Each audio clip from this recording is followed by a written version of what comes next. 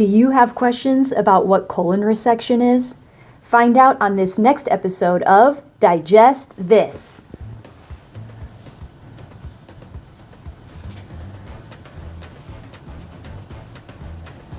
Welcome to Digest This, the show that helps you revolutionize your digestive health.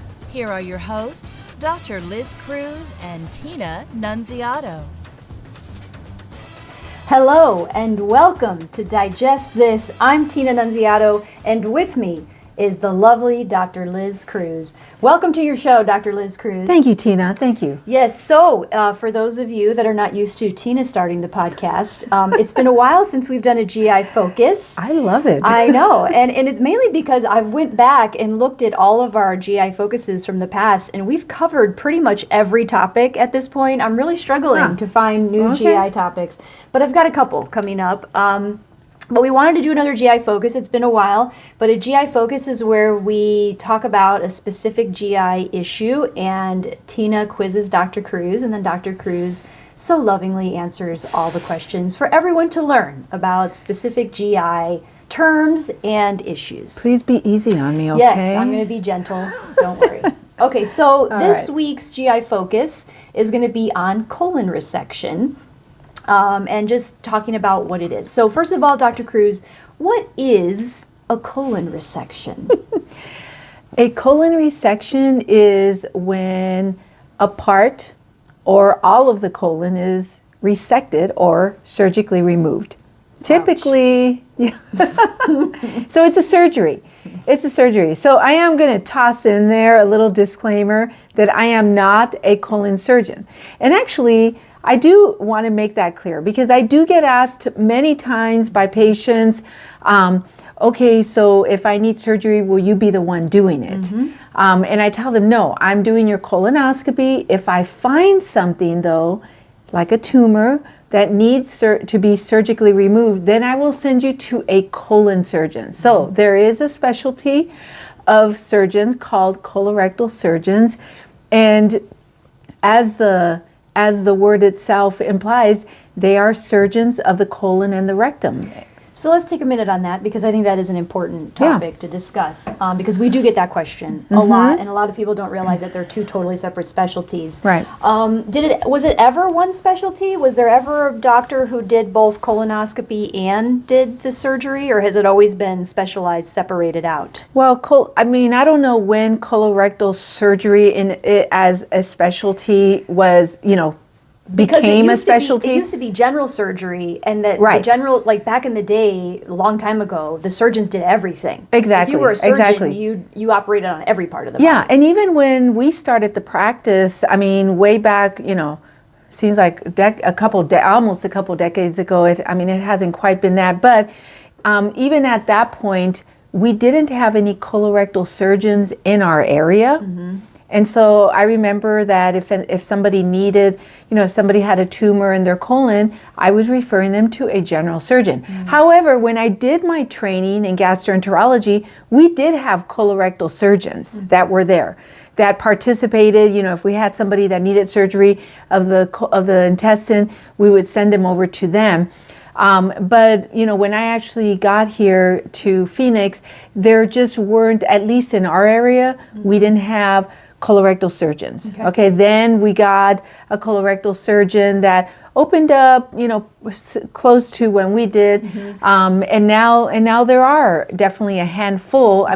There's not a ton of them though. When you think about it, in our area, I don't think that we have a ton of colorectal surgeons. I actually think we can count probably on one hand. Yeah, maybe two hands. We can count on the number of colorectal surgeons, like at least on the west side of the valley. So definitely a specialty that has been around for a while. At least I remember them when I was in fellowship in my training. but just not like a ton of them.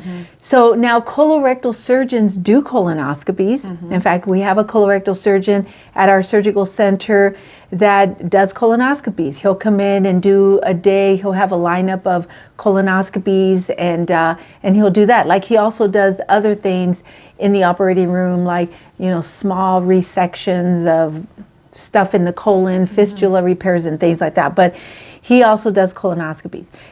A gastroenterologist, though, is not a surgeon. In our training, we did not go the surgical route. We became internal medicine physicians, and then we went on to specialize in gastroenterology. Okay, so by nature, we are not surgeons. We are internists who then went on to do gastroenterology. We do not do surgeries, but we do procedures. And as far as the colorectal surgery specialty goes, they deal with the colon, the anus area, so they The deal rectum, with the fistulas, anus, right. They deal with hemorrhoids. Right. Do they deal with the small intestine as well? So that's a great question, because when we do have patients that have stuff going on, like in the small intestine, we will send them over to the colorectal surgeons. Okay. I mean, we've asked them, hey, are you good with us sending you somebody who has this small intestine issue? And they're like, absolutely. Okay. So, I mean, I suppose it depends on the colorectal surgeon and their level of comfort and how much experience they have with the small intestine. But we absolutely, at least our colorectal surgeons that we refer to, if we have a small bowel issue, we will send them over to them. Okay. But anything like with the stomach or the esophagus, they're going somewhere else, not Right. to the colorectal Right. surgeon. Exactly. Okay. All right. Cool. Yeah. Yeah. We'll have to talk about those surgeons later. Yeah, But and actually that does bring up in my mind also, like if they have, because the small intestine is like, really long. 20, 22 feet long. So it just makes me wonder, like if somebody has esophagus, stomach stuff, typically we're sending them not to the colorectal surgeon. But I do wonder now that you brought that up, like if they have something going on in the upper part of the small intestine, if the colorectal surgeon would feel comfortable with that, or if we send him to a general surgeon. And that's something, like honestly, I haven't had to refer anybody over for anything in the upper and small intestine. Most of the stuff that we've sent to the colorectal surgeon in regards to the small intestine typically was lower down in the small intestine. Right. Where the small intestine connects with the large intestine. Right. Because like whatever's going on in the colon is kind of extending. Right, like if it's somebody with Crohn's disease who has a narrowing, a stricture at the end of the small intestine where it connects to the colon, but we've had even patients who have had issues in the small intestine, even a little higher up, who we've sent to the colorectal surgeon. So, Okay. Cool. So yeah, so the next question is, what are some of the reasons why someone would need a colon resection? So I would say the most common things that we will refer over to the colon surgeon for consideration of, a resection or cutting a certain part of the colon are patients with tumors, where we find a mass, a tumor that turns out to be a cancer. Those automatically always go over to the colorectal surgeon. People who are having recurrent bouts of diverticulitis, okay? Or somebody maybe that's been to the hospital who had a really serious bout of diverticulitis, maybe with an abscess, where they had to call a colon surgeon while they're there in the hospital. But I would say by far, those are probably the more common scenarios, are patients where we find a tumor, a mass in the colon or in the rectum, or somebody with these recurrent episodes of diverticulitis. And it seems like it's a pretty simple surgery from what I've talked to patients about in terms of recovery time. And I mean, they have to spend, I think, a night in the hospital usually after a colon resection, or does it depend? Possibly. Really on what I just think it depends. I mean, again, this is stuff that's taken care of by the surgeon, so I really don't know the details. But when these patients do come back to us, I mean, for the most part, it sounds like they do great. I mean, a lot of the one colorectal surgeon that we refer to does a lot of robotic type surgeries, which I think is a fascinating area in the surgical world. And it sounds like some of these patients are able to go home pretty fast. You know, maybe they're in the hospital a day or you know, or two, and end up going home. I mean, more and more of these patients that I'm talking to, that we've sent them off for these surgeries where they do these resections and maybe even are able to get it done robotically, like just have such great stories about their recovery and how they did well, and how they just love the colon surgeon that we sent them to. And so, yeah, I think that nowadays it's starting to get more and more streamlined with this robotic surgery that the robotic surgeries that you know, that's available. That's awesome. Yeah, and then talking about like an extreme colon resection where someone would need a colostomy bag. Okay. Do you know like about how much of the colon can be removed before someone would need a colostomy bag?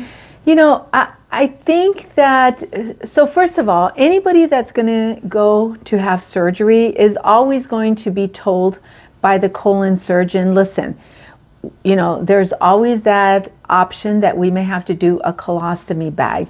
That really is more that really is more of an issue of like, you know, how healthy the tissue is, because when they get in there, if they find that the tissue of the colon is really not healthy, and they're going to have to, you know, they're going to have to give it time to really heal up, those are the people where they might consider doing a colostomy, you know, to give them time to heal up, and then later on go back and take down the bag and reconnect them. Okay.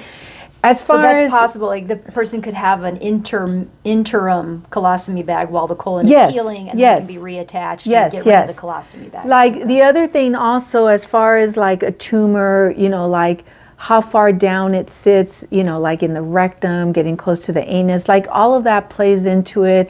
Also, as far as determining, you know, whether they're going to have to recreate a rectum, and whether they're going to need a bag, and whether they're going to have to reconnect to the small intestine. I mean, honestly, there's a lot that is probably, I don't feel comfortable even discussing, because they're really questions for the surgeon.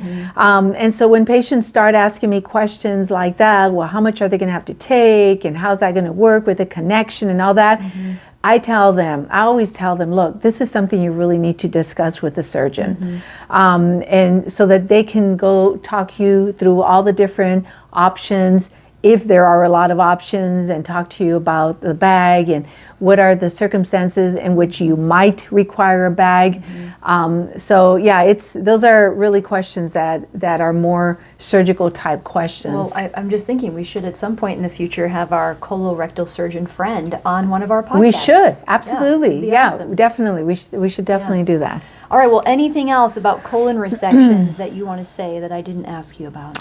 No, I mean, I think just hitting on those points was really good. I mean, I guess a lot of people, you know, have questions about just what a colon resection is. I mean, do you get that question a lot? Well, not usually, because most of our patients, most people aren't going for colon resections, right? So we don't get a lot of those, but it happens on occasion. It does happen. I mean, you know, sometimes I will find a really big polyp that that I can't safely remove because of the size. And so sometimes those are patients, sometimes depending on the size of it, that will end up, you know, we'll send to the colon surgeon, and they will end up doing like a small resection, like just removing a small area just to get that area out of there, you know, to get that polyp. Sometimes I will find a polyp growing in the appendix area. So even if your appendix has been removed, you still have a little area there that we can see when we're inside the colon. And sometimes you can have a polyp growing out of that area. And especially if your appendix is still there, the question always is, could there be some of that abnormal polyp tissue growing into the appendix? Wow. And it's impossible to know what could be growing in. So sometimes if I find a precancerous polyp in that area, I will send them over to the surgeon and they'll do a little resection of that area. That's cool. That removes that part of the colon with the appendix. That's awesome. Yeah. Yeah. Yeah, so actually it's pretty fascinating. Yeah. But yeah, we do need to get the colon surgeon, our colorectal surgeon in here so that we can podcast with him, because there's a lot of stuff that, you know, I typically will defer to them when the patient starts asking questions about the type of surgery. So we'll get him in here and do a awesome. podcast with him. Well, thank you so much, Dr. Cruz, and thank you all for joining us. We would love to connect with you and help you get better from your digestive issues. One of the easiest ways for you to do that, to connect with us, is to go to our website. On the very home page, you can see a magenta button that allows you to book a free 30-minute consult with us. And if you love what you're listening to, please go out and rate our show and leave us a review or a comment. It's just going to help other people find us just like you. And don't forget to subscribe so that you don't miss any episodes. We've heard a lot of people out there are binge listening and watching us. So we love you guys. Keep it up, and we'll catch you on the next podcast. Thank you for joining Dr. Liz Cruz and Tina Nunziato. To learn more about their revolutionary products and services, go online to www.drlizcruz.com.